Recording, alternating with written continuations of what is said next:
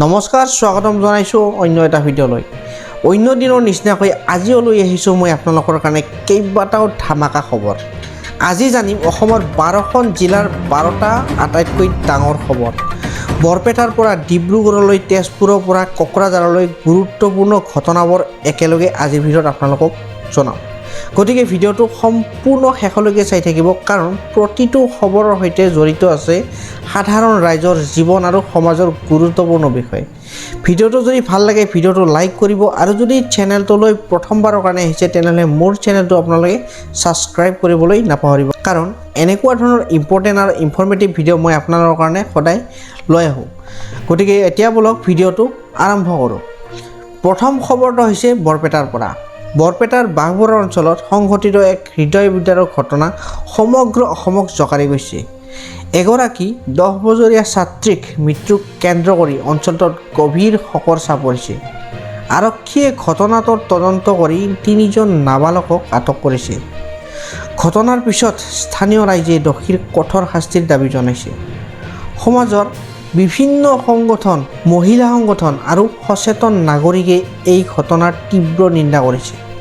তদন্তকাৰী সংস্থাই সকলো দিশৰ পৰা ঘটনাটোৰ অনুসন্ধান চলাই আছে।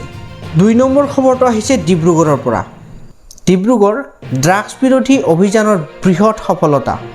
ডিব্ৰুগড়ত আৰক্ষীয়ে ড্ৰাগছ বিৰোধী অভিযান চলাই 10জন সন্দেহযুক্ত সৰবৰাহকাৰীক আটক কৰিছে। অভিযানত বৃহৎ পৰিমাণৰ হেৰ'ইন, নগদ ধন, মোবাইল ফোন আৰু বাহন জব্দ কৰা হয়। উল্লেখ্য যে অসম চৰকাৰে ড্ৰাগছমুক্ত সমাজ গঢ়াৰ লক্ষ্যৰে বিগত কেইবছৰ ধৰি কঠোৰ অভিযান চলাই আহিছে। আৰক্ষীৰ মতে এই ধৰণৰ অভিযান আগন্তুক দিনতো অব্যাহত থাকিব।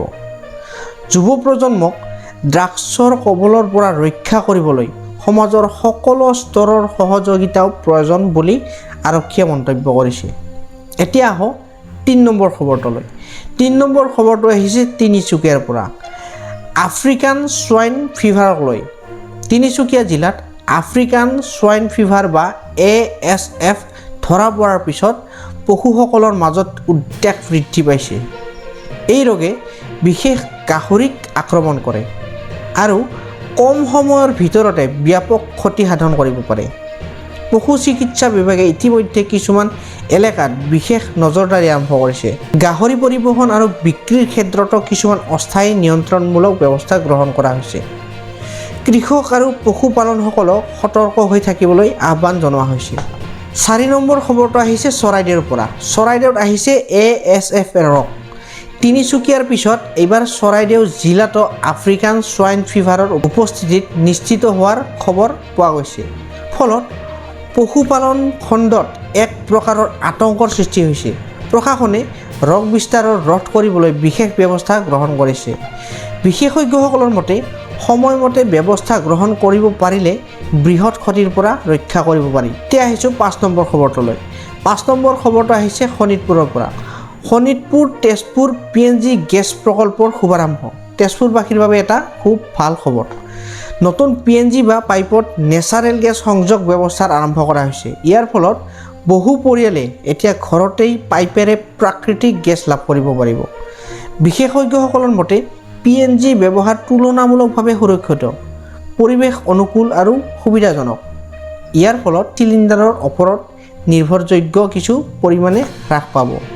আগন্তুক সময়ত শোণিতপুৰৰ জিলাৰ অধিক এলেকালৈ এই সুবিধা সম্প্ৰসাৰণৰ পৰিকল্পনা আছে। এতিয়া আহিছোঁ 6 নম্বৰ খবৰটোলৈ। 6 নম্বৰ খবৰটো আহিছে নগাঁৱৰ পৰা। নগাঁৱত জনকল্যাণ শিবিৰ আৰম্ভ। নগাঁও জিলাৰ বিভিন্ন স্থানত বৃহৎ জনকল্যাণ শিবিৰ অনুষ্ঠিত হৈছে। এই শিবিৰৰ জৰিয়তে ৰাইজে বিভিন্ন চৰকাৰী আঁচনি, নথিপত্ৰ, স্বাস্থ্যসেৱা আৰু সামাজিক সুৰক্ষা আঁচনিৰ সুবিধা একে ঠাইতে লাভ কৰিছে। বিশেষকৈ দূৰৱৰ্তী অঞ্চলৰ লোকসকলৰ বাবে এই উদ্যোগত অত্যন্ত লাভজনক বুলি বিবেচিত হৈছে। বহু লোকে নিজৰ সমস্যাৰ সমাধান আৰু চৰকাৰী সুবিধাৰ বিষয়ে তথ্য লাভ কৰাৰ সুযোগ পাইছে। এতিয়া আহিছোঁ 7 নম্বৰ খবৰটোলৈ। 7 নম্বৰ খবৰটো আহিছে কোকৰাঝাৰৰ পৰা। কোকৰাঝাৰত বজ্ৰপাতত প্ৰাণহানি।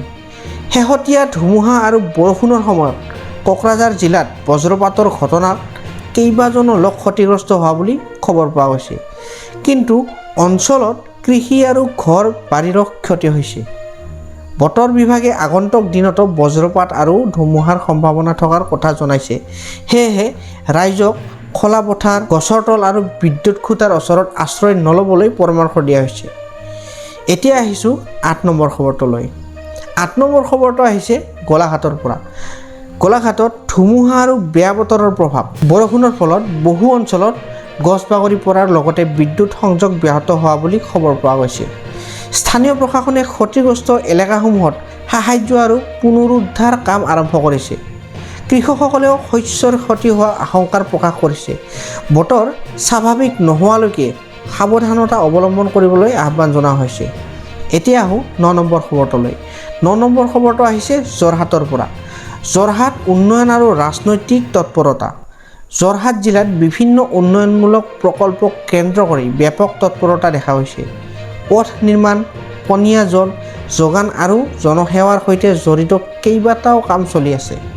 ইয়াৰ লগতে বিভিন্ন ৰাজনৈতিক দলেও আগন্তুক কাৰ্যসূচীক লৈ সংগঠন শক্তিশালী কৰাৰ প্ৰচেষ্টা চলাইছে। ৰাজনৈতিক আৰু উন্নয়নমূলক দুই ক্ষেত্ৰতেই যোৰহাটৰ শেহতীয়াকৈ বিশেষভাৱে চৰ্চাত আছে।